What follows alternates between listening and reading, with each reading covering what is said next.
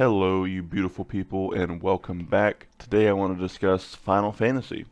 More specifically, Final Fantasy VII Ever Crisis. Wait a minute. Really? Another Final Fantasy VII game? I can milk them. I can milk you. I kid. I kid. I love these games. And hey, if it ain't broke, why fix it? The fans wanted a remake of Final Fantasy VII so bad, we got two of them. So I've dug up all the information I can find on this game, and I'm excited to share it with you, so let's go.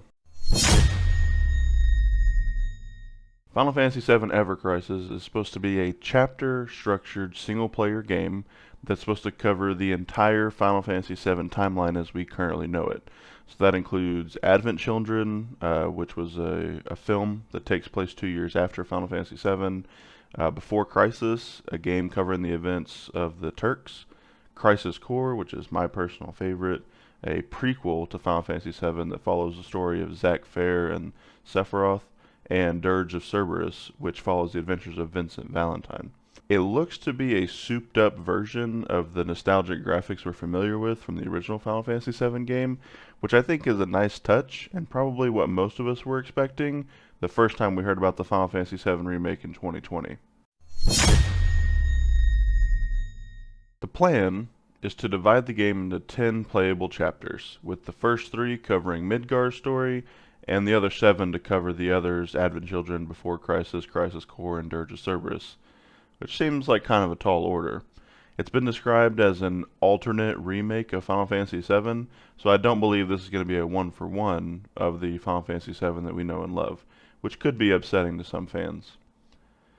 The goal is to unify all of the formats of these different titles without losing the individual character of each game. It is set to have real-time action combat similar to what we saw in the 2020 remake, which I think also might be disappointing for some fans who want that turn-based combat again. Additionally, they plan to have special dungeons and battles outside of the main story that can be ran with whatever combination of characters we want, so we can finally see Zack and Cloud fight side by side again. Rest in peace, Zack. Now this all sounds wonderful, right? Well, there's a twist. It's a mobile game. And even worse than that, there will be a loot box system in place. No! God, please, no! No! No! No! Confirmed by the creative director Tetsuya Nomura, Ever Crisis itself will be free to play, which is okay.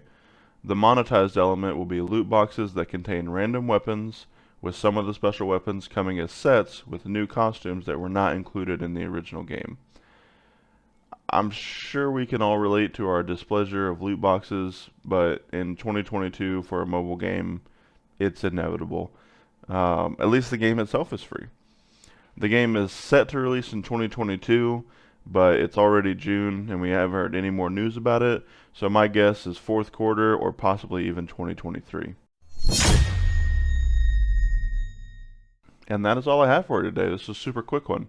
If you enjoyed the video and want to see more, let me know by leaving a comment and hitting the like button. If you want to see more of my beautiful face, consider subscribing to the channel, and I'll see you next time.